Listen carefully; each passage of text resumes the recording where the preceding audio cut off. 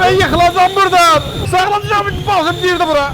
Değil. Kısılıp Xoş gördük millət. City Park Mallda VR Galaxy-nin düz yanında VR arena açılıbdı. Biz də Natiq müəllimin amara gəldik ki, sift eləyək bir görək nə ta olan şeydir. Okay, bundan silahı dəyişirik, bundan vuruq. Həblə vibrasiyalı maraqlı silahlar var. Başladıq, qeyd edeyim ki, ekranda gördüyünüz mənim silahımdır. Görürəm səni. Muş.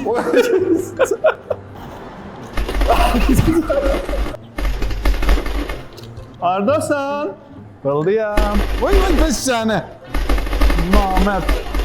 O silahı alsam səndən eləyəcəm sənə. Buradan çıxayım, bura yaxşı yer deyil. Kısılıp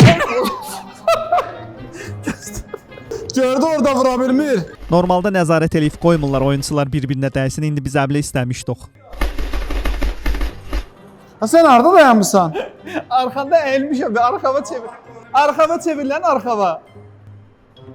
Arkama.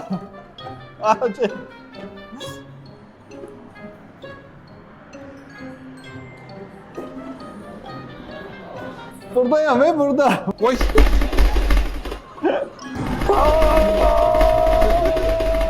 Kaka. Ay kaka.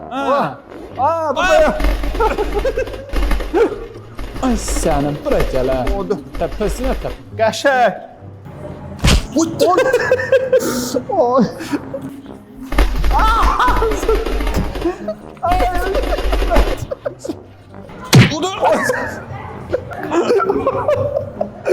Silahım.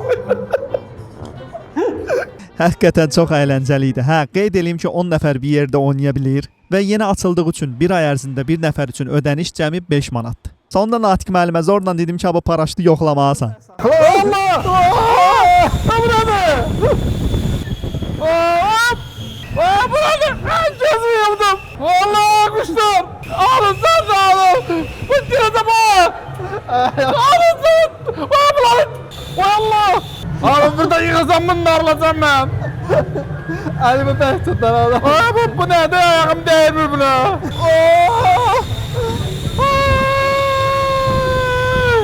El attın senin! Oy! Çok kötü! Ben yıkılacağım buradan! Nerede olma.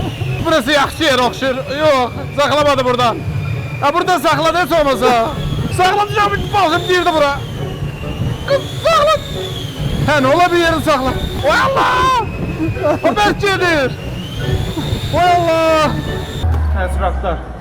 Mən elə biləm hələ binanı istəyəm. Abi yavru oldum ben.